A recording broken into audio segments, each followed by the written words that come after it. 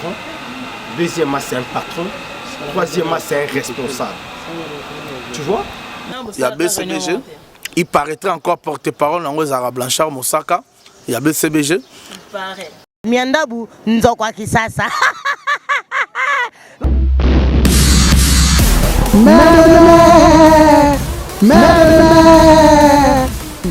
Ne vous trompez pas d'adresse.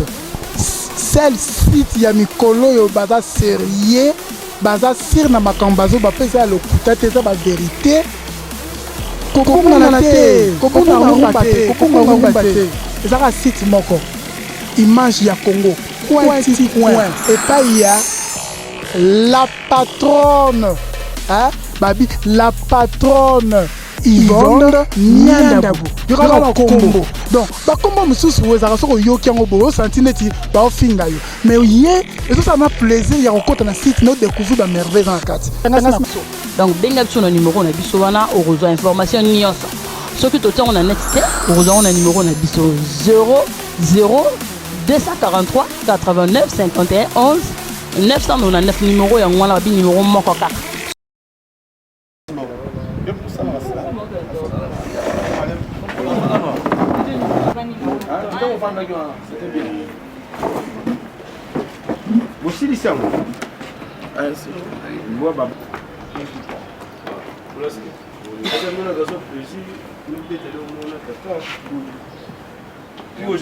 Ça déjà la Dimola. La Dimola, bonjour. Bonjour, mère chef. Merci. Alinette,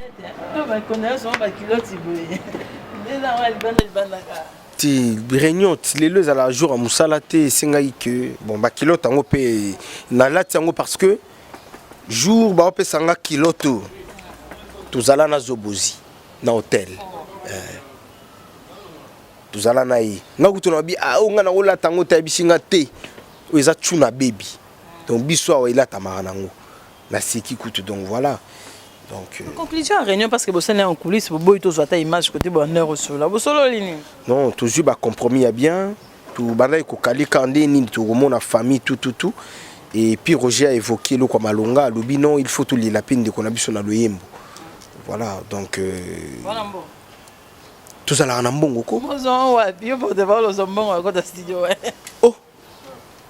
Bongo musala o biso to bongo musala o biso to sala ka na bato biso to boaka ka to sala na mbongo bato akosa binote to sala na ngo yango mona ke bato mususu o bayaka po ba minimiser ba porte-parole biso to net nga na telemela bango donc nga okoya ko minimiser porte-parole te po porte-parole za na mbongo fo za na banini po bato basomba mituka biso pe to na mituka bato basomba mapango biso pe to na mapango la plupart ba porte-parole pe basomba batongaka na bango ata ba côté kuna mbongo ngo ezani mbongo a studio est-ce que garçon plaisir to piroger ba kozanga mbongo ya opesa séance a studio to ya nzambe basa na mbongo to landaka male mais basa to zala na mbongo bato bakosa te ba minimiser porte-parole te to zala na mbongo. Et bana yanzambe mes condoléances. Ouais, mais qu'on a vraiment donc nettoyé tout ça na bongisi makasi pona oya kufi azala qui très cher pour Nabiso. Donc azala qui oui, exactement pour nini vous azali moto na epier ça fait plus de dizaines d'années de fanda na et tout sur la et bazali wa to président sur la musala oyo. Donc c'est ça, il y a un moni to Roger Azuli Kanisi to fan ensemble to raisonner to la paix to mon appel ba tout ça la paix musala ba musicien ceux qui ndeko na bango moko kufi ba sangana ka ba sala rapé ba la kisaka keno et ba azala qui très cher pour na bango ya biso pe to Azuli Kanisi pe to kota studio to yemba to bimisa pe ba voix ba yemba to bimisa ba voix parce que musala to ça na ba alanga nzembo yango biso za ba inspiration ko te belé biso pe to ba to mayele bo mona ne tozo bimisa champona zibozi donc ils allaient bien donc yango première réunion avec ceux qui contact seulement pour tout qui est dans la famille na bango tozoa compromis to ba ke lo ni ne sengeli pe to kontamé ba démarche so ke sengeli ko kundene na ngola to kundaye na ngola mais biso pe to lela ah so sengeli ko kundaye awa ba na ko ya na ngwa to ko bongsa onyo so to za to médiatiser to ko informer toujours ba tunus to ba ki zibozi donc biso to za pena na mawa pona ko lela. Vraiment Roger batbanyo so babi mafinga ya wenge musique ande bomi zobozi. Au degré bo fingeleli. Tu vas causer biso tu as problème na Zobozi te. Zobozi a d'ailleurs un problème na Kofi. Avec Kofi mingi côté on a ba na pourquoi. Mais ce qui est vrai moi ya za mongona te. Nyo se to on a quand même to bois quand on a mai hein. Ce qui est vrai que les lois za mo ya Kofi na ye avant le kamba lo ba sauter. On va biso tika na mokili. Biso ne total etambole na biso. On comprend. Ndenge toyi awa attitude na biso eza mawa toye to sangani na baninga na nga ba collègue na biso nde tozalawa to sangani pona cause moko pona matanga ya collègue na biso o azeko sala musala moko na biso lelo atiki biso akei donc surtout bo benga na rabo kutana d'abord premièrement structure moko ezala comme on epamko au fondateur soi-disant ezala qui encore Mbonzo et Do Sprite. Oh, ça n'arrive pas Karma Pam, Bonzo, le loi, c'est pas Fabricras. Bon, il paraîtrait président Zalara Roger Ngandou, il y a BCBG. Il paraîtrait encore porte-parole dans Zara Blanchard Moussaka, il y a BCBG. Il paraît parce que à chaque fois, tu as un problème, porte-parole, baya raté, bateau non tanga baya raté. Mais bazara bateau liboso ya na TV ko provoquer réunion. Mais ko yande baya raté. Né baraté pourquoi ils ara bongo. Vous comprenez? Alors nazo déplorer bango. Ya on a ça bango. Biso tout toi ba porte-parole. Biso tout toi ba star né tout ça boy. Parce que mutu na mutu azare pas ça pas star naïe. Au grand jamais Piroger Aokoma Dadimo la ou bien Aokoma Yanzambe. Au grand jamais garçon plaisir Aokoma Papi le Prince. Vous comprenez? Mutamto ana gaz naïe, ana pins naïe. Ils attaquent que ceux qui vous bengent ici réunion. Biso te respecter maloba na bino mais bino mo boni ko se respecter. Parce que yo petit parole ou respecter en côté donc yo mo d'abord au se respecter. Voilà. Biso to zaliawa. Ça c'est la troïka.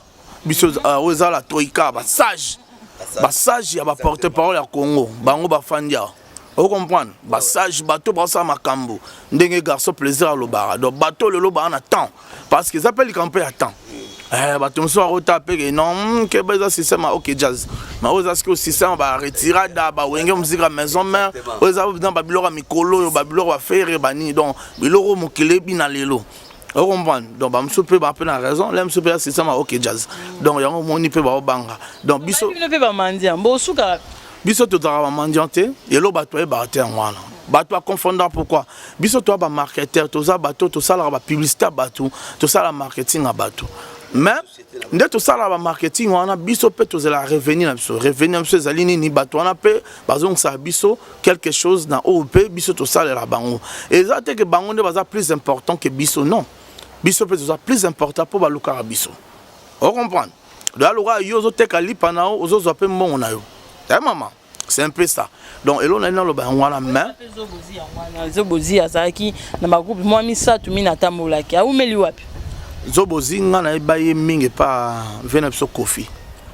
Côté bien na baye mingi zobozi. Ouais parce que et pas vena biso Kofi.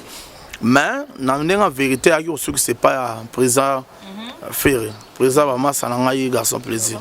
On a ancien chef d'orchestre na biso. Papa Hervé donc on a PCP Mbote soir total biso. Donc par là na linga na loba. Toi qui réunion. Réunion na biso nini tolobi. Biso bana mibalo to sangana to zuli kaniso tobi. Lolo eza mercredi mais lobby jeudi na ngonga 16h 17h tous les porte-paroles tokende na famille ya bazobozi. Toke kotala maman zobozi bande kwa zobozi toke consoler bango kolela na bango ensemble. Après biso ba mibalo tous les porte-paroles tokota studio. Tokota studio pour que biso moko dadi mo la bi ke biso to bon à cité to ba compte à banque ne to zaliawa to za ba maram na biso parce que nous sommes très bien organisés. Dadi mo la hotel ko bala bo monaki grandeur ya fête ya porte-parole. Puis Roger na bala déjà. Garçon plaisir azo tonga parler na Petro Congo. Nandenga blague te. O comprendre. Mwanda mnom na zwara a s'organiser azo tonga parler na Petro Congo. Yanzambe déjà parler na mouvement ici. Aza sone l'homme sona kinko. Non ça comédie te na ba mamba solo.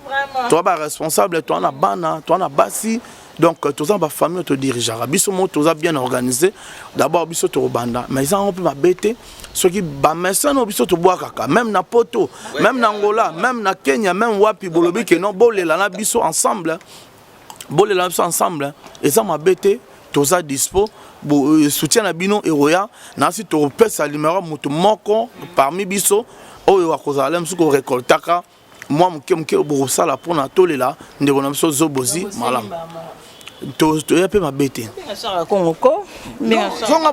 non ya mamba chaka Congo te ya personne ya maman attends s'il te plaît mutaza danger azate chaka Congo za pona bato na danger biso to bité to zangi to sengi na non mais ça va kunde kuna tant mieux peut-être moi ça change qui a changé qui nationalité c'est pas mauvais mais biso to fanda matanga pene ozala po aza mutu aza nyamate aza mutu donc to ça pena matanga to lela en tout cas biso to zaki na famille ya Zobozi il y a 2 jours passés famille ya Zobozi ba sengi Ferregola Ofiolomide ba ele bango ba lela mwana bango bien garçon plaisir to zana yo mopandi sango na mopandi ya Ferregola les padres mes condoléances na yo.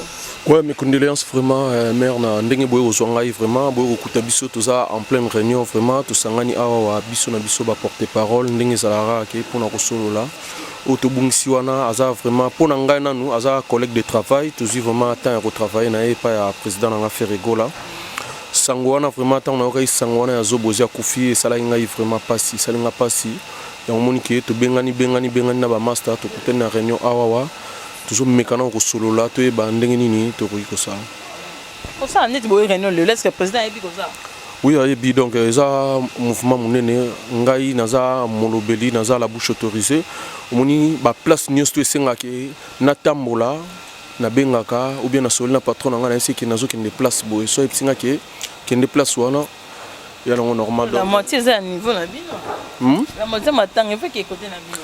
Ouais, donc Zobozi aza garçon moko azaki na biso vraiment azaki na biso tout ça un problème na été bon ndenga kufi boza nango sango ya liwa ezara pona mutu nyos tout mais to sala ke na ndenge ke ndenga azaki na biso bien na compte ya biso ya côté na biso to ça moi makambo ke o esengi biso il faut to ça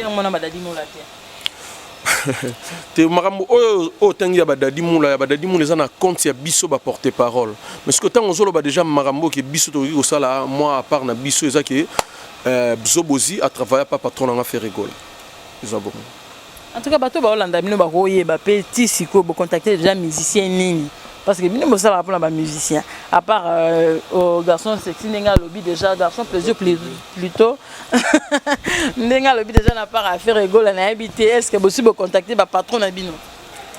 Ouais donc moni likambo ya libiso avant de contacter na no bato mususu zo senga na biso moko il faut to un exemplaire to la to za vraiment na souci que tout ti ko kufela ndeko na biso Zobozi po Zobozi azaki porter parole loko la biso. Donc avant et ça là que tout coûte un bateau na mususu il faut biso moko na ba porter parole to la que ça bolingo to vendre ensemble pour to solo là tant to solo là to ebi que to sala boye après wana nde to ki obeta ba porte ndenge za la ra. Donc ça logo te que to we la ramba la moko que to kota boye te biso to ba porter parole to ma koni na ka mboko ba ebi biso. Na même lignée d'idée kaka la même lignée d'idée na koloba mutakufi eza porter parole est-ce que ba président wana ozoloba est-ce que bango pe bakozala nanu na volonté te ya koyeba ke soki bango baleki na TVT eza ba porte parole bato balekaka na kombo na bango ke bazwa pe peut-être initiative ya kobenga ta porte parole moko on est des responsables chacun de nous a son travail c'est comme dans un pays il y a un garant de la République qui est le président. Et hormis les présidents, tous les postes le ministre Bazalaka, le sentinelle Bazalaka, et dans l'institution Mongobo ici a un deuil. Tout le monde a appelé délégation présidentielle et Yakat. Police ou président, et ça fait dans le département. La porte-parole va travailler dur pour l'orchestre. Va travailler dur pour l'orchestre. Donc le président on a appelé cette fois-ci. Initiative peut-être biso peut robinga na biso peut tout ça la pe makambo na ndenge na biso peut-être toko bengata neti nga déjà patron nanga a publié qui publication moko na nini na Facebook concernant Zobozi. Et aujourd'hui moi je parle avec lui à Tuninga c'est comment sinon je pars à la réunion et puis je vous donnerai le compte rendu. Compte rendu na ça peut-être trayé et que comme appelle awa na réponse oya on peut ça biso mais pour na ba patron ou peut-être biso de travailler na ba entreprise na bangote ba lukape ko zo initiative peut-être ko lukape ba parole ba benga bango vraiment ça résumé ya réunion mais en attendant to ko ba ke Zobozi plutôt a oumeli na Koffi Olomide mais Zobozi avant alors ba pe moi mine sur ex patron na yo mais to mona ba bia Koffi Olomide kunai et mo utarape ka Luanda. Est-ce que vous avez un choix à consulter Koffi Olomide? Monsieur Koffi Olomide, premièrement c'est un parent, deuxièmement c'est un patron, troisièmement c'est un responsable. Tu vois, il a toutes ses qualités. Malubaka moi na ata sumbelio na liboko jamais ko kata. Je comprends. Donc au lukaka mai, sokoli maboko, au pompé parfum, au bimi nanzela ba oyeba te que moi na sumbela ki wana. Malgré les dires, malgré les propos tenus par Zobozi, M. Koffi Olomide c'est un papa, c'est un père des enfants. Et puis les ambala liboso te muta fingae, osomo, ndenge puis roja ote koluba, mowei azalaka na rankinte, makambo mowei asali tout tiango na sima. Pour le moment to fingae na, je crois bien. Parmi les musiciens, batanga et belé na Congo. Monsieur Koffi Olomide Azali. Je pense et je crois qu'il y a un moment où Monsieur Koffi Olomide a dit ce qu'il va faire pour Zobozi. Comme la famille des Zobozi avait déjà demandé l'aide auprès de Monsieur Koffi Olomide, moi je pense qu'avec l'intellectualisme où Monsieur Koffi Olomide Azali a cuidé. Biso lobi to solana famille ya Zobozi. Réponse autre Royoka, peut-être yango bitu ko contacter Monsieur Koffi. Vraiment bato so ba otala bini nini ba ko sala siko. Ba contacter biso kaka na kopesa numéro na nga na permission ba collègue nanga. Donc bato ba otala biso beaucoup contacter les porte-parole licencié Dadi Moula na plus 243 89 98 00332 plus 243 89 98 00332. Wana so ba bengi ba kozwa Dadi Moula ou encore ba kokipe ko contacter numéro na nango na mutu ya monsieur Pierre Roger plus 243 9 98 0 pardon 1D3 001D3 si j'ai encore une bonne mémoire. Donc ba contacter na deux numéros wana. Donc ba kozwa biso o ba osolana biso to komemango kaka na communauté na biso ba porte-parole ou encore na comité na biso ba porte-parole ba koyeba. Merci beaucoup. Mutu o nyoso kolinga kobenga biso pona soutien o akotinda aide na ye to kotanga kombo na ye soki oboya to tia montant ou peut-être atindi mais kombo to kotanga na télévision. Bako sunga biso pe tolobi teke toza na ngote mais soki bako sunga to kobakisa ka apena o biso to cha voilà na ngana bosema question moko pona nini te kutu donc na makambo lisu na na biso elo mona répondre ezala mboka ezala ta mboka lokola par exemple mboka neti Congo ezala pe posa na assistance lisungi utrape na mboka mupaya. Donc biso personne to sengi lisungi donc eza lisumuté donc tous appel na droit tous appel na poste appel ba sunga biso poto kunda pende ko malamu na ba control ya bien ata ba kuna na ngola mais awa e fan de lunez ala bien wemba papa wemba to yemba ilo moka lobi matanga yaka pona ba pa ya bazon mamba mais ba kolo matanga batikala na passe biso ba porte parole biso ne ba kolo matanga matango za biso to ndele tous na passe pena aide ya batu potolela ndeko Zibozi na nenga bien. Koffi Olomide d'abord aza ex-patron ya Moué Oyo ya Koffi. Koffi Olomide c'est un responsable. Koffi Olomide c'est un parent. Lokola dadi a otoloba. Koffi Olomide c'est un patron. Pour na contribuer pour na muto a ça la qui peut musala na vie na e. Akoboya ngote. Je pense que malheureusement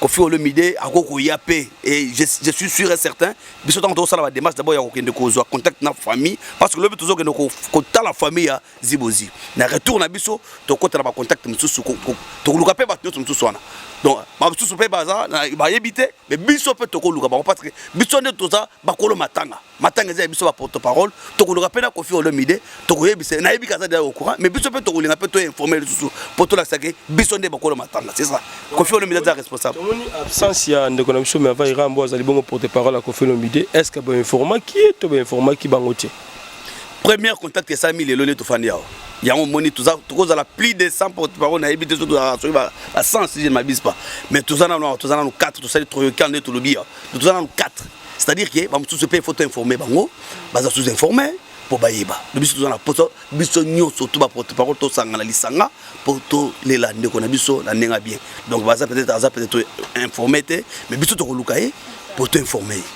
Maintenant pour na ndeko mobile ya auto bungisa pe moi sinaye quand rebima samedi oyo ezana ma sina est-ce que vous informer pe que auto bungisa moi sinaye je suis surpris ezana na surprise zo bozi auto bungisa pe moi sinaye ezaki avant tout après avant 3-4 jours après sa mort aussi naza vraiment l'information dans une information ya oyeba te ezeboza ko fela ki moi si là je suis vraiment je n'ai aucune information. Voilà, maintenant, étant que porte-parole, Rose en a moi message, où ils allaient bon na compte à Bayou du Congo. Pour l'instant, actualité zani na Bayou du Congo pour 14 sanayo. Et puis numéro de téléphone, ils ont bien pour na resunga bande ko bata libana mboka pour na contact kaka yo binezalaka.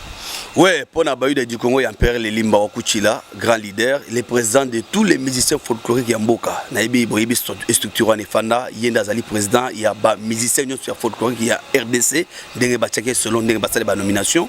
Donc Aza reconnu sur les plans national, international, qui est président, il y a des musiciens folkloriques. Bayou du Congo, baza toujours en bonne et due forme. C'est pour ta merveille. D'abord, il y a mon président Zali Penabien. Donc, qu'est-ce que nous avons fait activité dans le Sengeli, chaque vendredi dans la ville, dans Freebox, pour nous recevoir ça, fan, Mélomane, nous avons fait les Limba, de mettre dans le centre-ville. C'est l'orchestre qui mettre dans le centre-ville, peut rapper et belé la ville. Et Zali Bayou du Congo, et puis ville, n'a pas air, moi, Limo, n'a pas on va faire dans la ville, mais n'a pas quoi qui marque, pas cité, mais biso to banda activité, n'a pas quoi. Ouais, pour nous, il y a Bayou du Congo, et c'est là que sur les activités de l'orchestre Bayou du Congo de l'Empire les Limba, Bazali vraiment donc malam mingi et puis to beta concert là chaque vendredi dans le centre-ville na Gombe chez Freebox non na club chez Temba donc chaque vendredi toujours dans le centre-ville.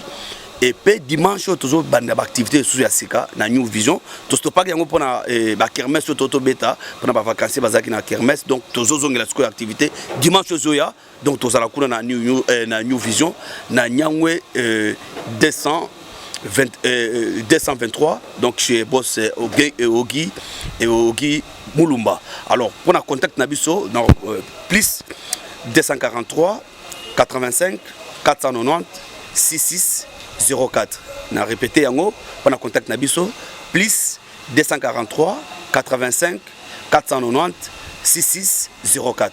Donc so bolibo contacter Bayou du Congo au moins la bouche autorisée c'est Yanzambe na yebani partout batno so bayebi que non na sala musalo lelote pe to na ba mbano donc expérience musalo. Donc je vous remercie mon frère. Bambo to pe c'est pas non. Mbotranga iboso na pesa na ba mikili c'est ba parisien donc Chora Lobula na Paris na Panama Chora Lobula papa confort bambo tebele Yves Kankonde les parisiens oui musalo tikelanga na tikelanga ngamoko bambo tebele place oyali na pesa mbote na master moko musala nzambe na Dallas monsieur Élysée Kabasele les prophètes pourquoi pas big prophète monsieur Tony Blaise Moïla na mikili kuna États-Unis place aux bambo tebele na Djoubek na okita pona pesa Nancy Ilunga ma petite sœur Tieli Nancy Ilunga mbote bele place aux Nico Papi Kabasele Zanzamen bambo tebele na Djoubek et tonzo na kin na otala force oyo ezalaka pona biso bayuda les Bill Gates congolais Lomo Zeblé Cartozo Mwamba papa Natician Papa Namabial. Donc très fort, pourquoi pas yo Diamanoir, Gilles Kalenga, l'homme qui a confirmé Natulba Balubake, sans Chiko Tamukumba, Katuchupanga Nkola. C'est-à-dire que Moutosa Sima Bambongo, Atele Zangi, le bien aux oreilles parce que ça dans makila makila mbongo Gilles Kalenga les barons de la ville babon Dimas Plaza na ko bossa na les millionnaires kassayen actuel millionnaire kassayen Sambelko Bilanga Chamuntu Tanzambi pour la nini yote Lesta Kapuya Grégoire et yo Tarsis Mukasa les jeunes millionnaires congolais na pesi bino bambote bena lingi bino et je n'oublierai jamais côte de ma côte Silia Meta ma force moi ça sera que na vimba ndenge na zaboyi Silia Meta motebele molonga linanga. Merci Nzambe. Alors de côté de Dadimoula Dadimoula bandobata la biso ba yibaye ba d'abord souvenir ni makasi ozo garder pour la ndeko na biso Zobozi de son vivant. De son vivant na Kinshasa na ba to swana na RTGA kala wana koti maison Mersika swana na RTG ba no la mbanga fingaka ete ko finga te ayaki na majimo boya obenganga petit sekonde na telemelaki telemela est vraiment ti à coca petit et puis bon souvenir les sous ndenge to kende kenda ngula nando zala nende trop pour bandule na biso ndako ya hôtel Gogan moto na timbelom les plus compliqués du monde ande ko vanda ya bande ko zala wana trop na ba vie nango dilo mampuya tando zala trop et puis dernier voyage nanga ya ngula hôtel nga nando faisait tando là la même hôtel na Dino Caporej siko hier zala qui parmi organisateurs ba betsaka Dino concert donc anda ko ya tous les jours na tongo muna oya na réception wana er mobo ya matina chambre nanga oya ko mbruyenga ninga zala kaka mais ceux qui vraiment prêtre mo wazo moni obenganga dadi ozapi c'est toi place tel bukaka taximen mo boy wana expliquer ka place wana mimaro on a okende pe moi le fils que to kaboli ba kwanza donc on a tous à la Zobozi même pas 2 mois quoi mais en tout cas personnel ça c'est bien maintenant état que porte-parole to zo programme ya mouvement ils en nini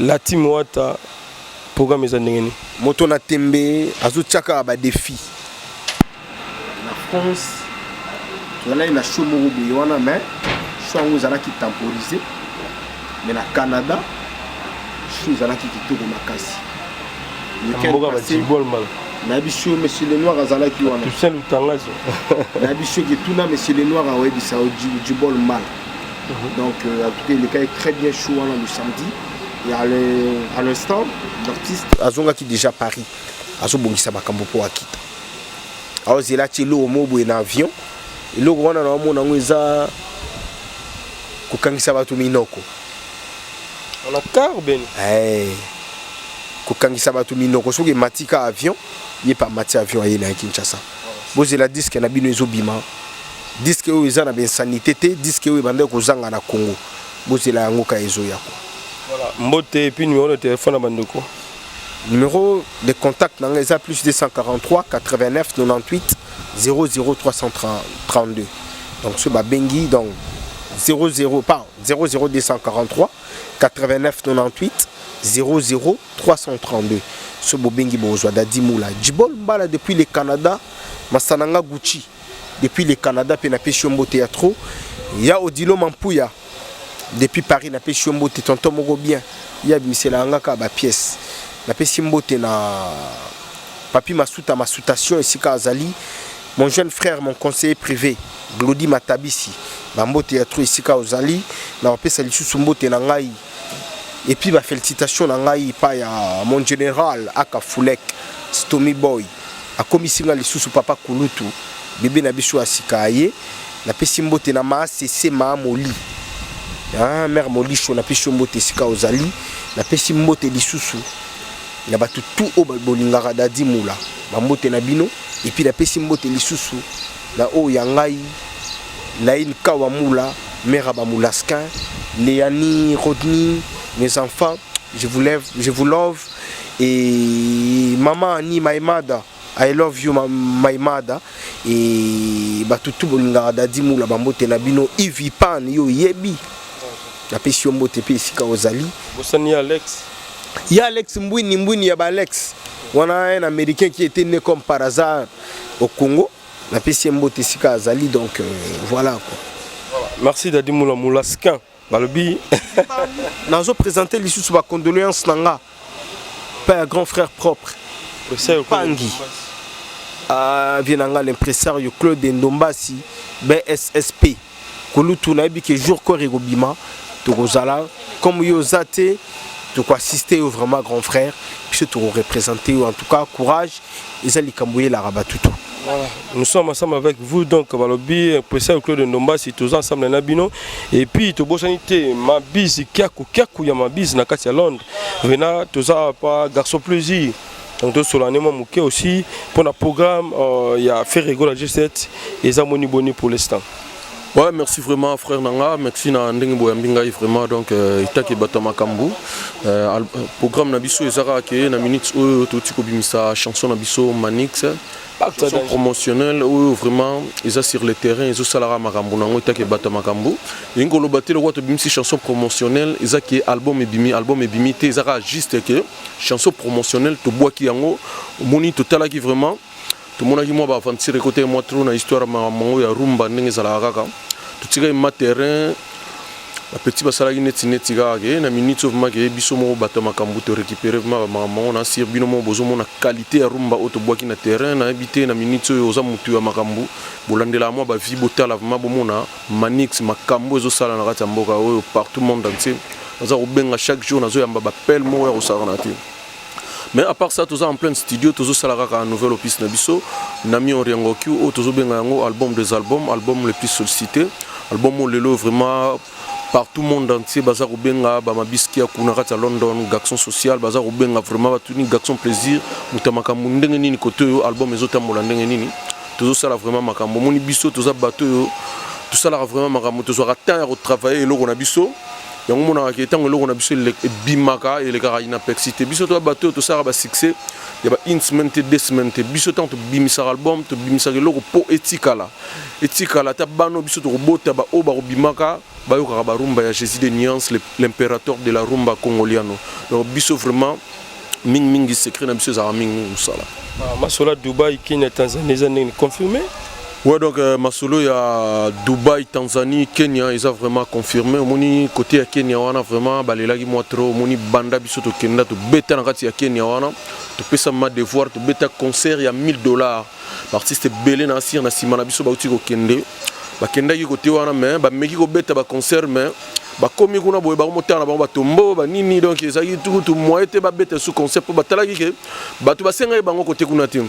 Mais biso banda to beta concert wana to beta concert maki sala makamuna kata mboka wana so tali lelo yo ti to zo zonga lisusu mboka wana ezaki producteur atali na ndenge ya recette to kotisaki wana to kotisa recette moko esalamate banda ba orchestre banda ko kende ba Kenya wana yango ba senga ki isusu il faut to zonga wana to zo zonga isusu Kenya wana na makasi ya les jeunes producteurs jeunes sana producteur wana makambuka lo biso ba Gaxon plaisir boy donc to zo zonga wana pona ko sepetisa ba Kenya eza demande ya ba mama ba sengi po eza na ba artiste musu ba beta ki wana ba valeur ba mama te ba négliger ba mama motro.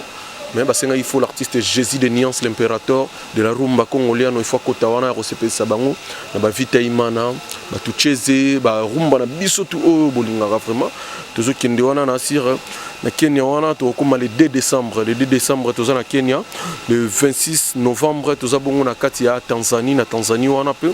To beta soirée de gala. Après wana to kanga bagage sur to talsi mando qui côté à Dubaï tous abongo le 7 et le 4 le 7 décembre vraiment c'est pour la première fois banda histoire à musique congolaise et banda artiste akende na orchestre na ye mobima na kati ya Dubaï ezaka souvent que artiste akeka a sali ba playback na ye après aya zongi mbange belé na kati ya kini ngabo te biso cette fois-ci vraiment toujours qu'il y a 30 personnes na kati ya Dubaï toujours qu'il y a kobeta vraiment concert to la musasu masolo ngo na yebike biso attend to beta ke loko bato balanda na baona sima tant au beta concert na Dubaï na bike bato belé ba rolanda na bango ba lokake baya ba rotala ndenge nini moto ya makambo Jésus de Nuance asalaki makambo na kati ya Dubaï yo mo mona ke tant to kenda Kenya bato musu balanda na ndenge ya loyenge ta balandi na ndenge ya loyenge ba ke Kenya bo ba selu muki ba motana ba tombo ba bibembe ba nini mo ba beta sundule izalaki te donc ça c'est bien numéro de téléphone et puis moti na bango ba tala yo ouais donc numéro na ngai ezali plus 243 il y a Willy Moucheni 09 94 620 456 plus 243 il y a Willy Moucheni 09 94 620 456 wana so bobengi vraiment bokozwa garçon plaisir la bouche autorisée. Quant à moi vraiment pour na kozala kaka bref na pesi mbote pa mabiski ko garçon social garçon moko donc na habité je mabisa kufeli koko na pesi ba mes condoléances vraiment tant na des bonhommes na des bonhommes donc to kozala na vraiment pour na partager ma ensemble na pesi mbote pa Berado Prince de Zamunda Yadada Cherigo la papa d'histoire na pesi mbote pa un fils kelele ba staff na biso tout ba Nesha Pindi ba fiston Balabos ba Brigitte Wab na Lille donc moi c'est vraiment avant de masolo na kati ya Lille wana Brigitte Wab tobosante John Santiago na kati ya Panama donc yem tasimi masolo Panama odi banga makila ba champion le véritable na poto ya solo ba staff na tout au balinga rabiso ba len banga ba len mies héritier fois ma côté Angola donc bosé l'album na bino qu'est-ce que j'avais dit bon mona makambo auto ça na kati ya mboko moni biso tant bimisa loko bato basantara déjà ki bato makambo babwaki yango mona lelo yo manix to bwaki na terrain yango déjà na kini awa nde to bwaki yango lelo roza da ba 3 jours yango mais so quotidien na ba terrasse yo ka déjà comme beta et là que ça qui est force artiste que Jésus de Nian ça toujours mutu ya makambo. Alors très bientôt là to roza pour que to seulement muké na likambo tali un collègue na yo trésor congolo to koluka yo garçon plaisir pour to yeba parce que yo za muta ba vérité. Ouais, donc ce Bolukinga, tu solo là vraiment, on a garçon plaisir, on a la bouche autorisée. Il y a Jésus de Nian, c'est l'impérateur de la rumba congoliano. Tu solo qui toko. Merci garçon plaisir. Comment ça pas yo, comme il trop fan.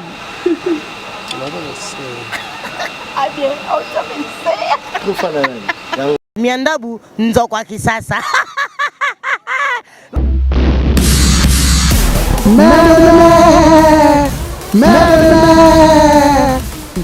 Ne vous trompez pas d'adresse. Celle site ya mikolo yo baza sérieux, baza sir na makambazo ba pesa le kutate za ba vérité. Kokonga na te, kokonga rumba te. Ezaka site moko. Image ya Congo. Point.